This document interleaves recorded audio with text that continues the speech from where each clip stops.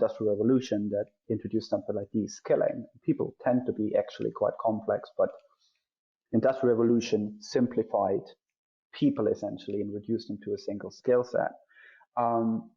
So there's some artificial aspect to it. And in your book, you mention parts where human consciousness and applying neuroscience principles potentially could help the change, so that maybe organizations could potentially become, let's say, a bit more like an ant colony where communication, transparency, these kind of things work so much better, maybe through the help of technology, maybe through the help of just sheer cultural change and restructure. What are your thoughts on maybe using some of those aspects that sit closer to maybe how nature works or how those principles works in order to help the change and help introduce something that people can work in better? Well, so I don't know if you guys see the same thing over on the other side of the pond, but here I definitely see one of the mega trends in the business world is restoring humanity in the workplace.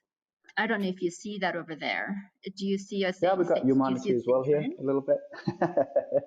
Yeah, I think just that the fact that you have WeWork and other businesses coming in and a lot of organizations wanting a piece of that in order to make the workspace better and more human or more flexible. Yeah, for sure, absolutely, I would say.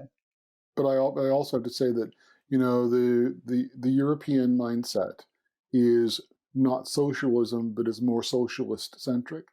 Mm-hmm. And I think that the American capitalism can be far more brutal. And so I think there's already a certain level of humanism in the world of work here. And we're seeing that improve. But I think that the space or the gap for improvement is not as big as what you might see.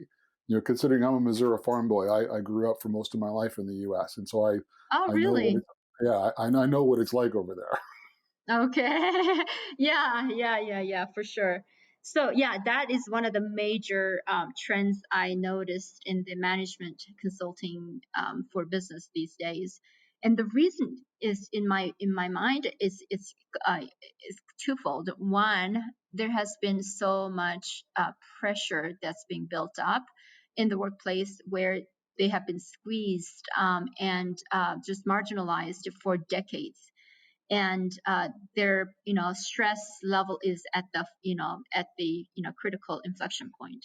The pressure that's been building is now just exploding right now.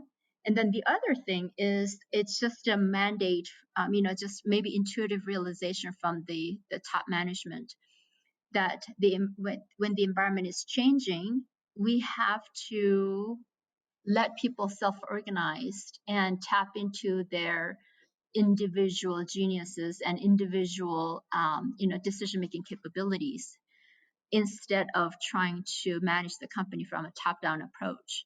Because as we see what's happened in China from a centralized government, when you have a massively complex problem like a virus pandemic, if you try to manage that from a top-down approach, it's just not possible because it's too complex, and it's going to shift, it's going to change, it's going to come from all directions that you just can't do it from a central command and control perspective. And when when you have a really complex problem like that, the best way to do that is to let people use their individual self-organized decision-making capabilities and their geniuses, their talents, and their differentiated skills. That's the best way to do that. And that's why it's really important to restore humanity in the workplace. So in terms of going back to the question about consciousness, so what we talked about, consciousness has deep roots in quantum mechanics. And of course, as you both know, my book is based on quantum mechanic principles.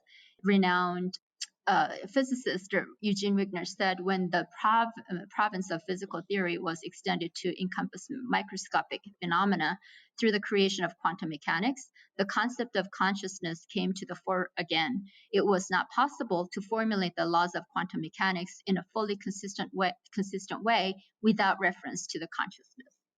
We go through all this, elaborate, very complicated quantum mechanics principles. And at the end of the day, what it comes down to is actually, reverting to consciousness, human consciousness.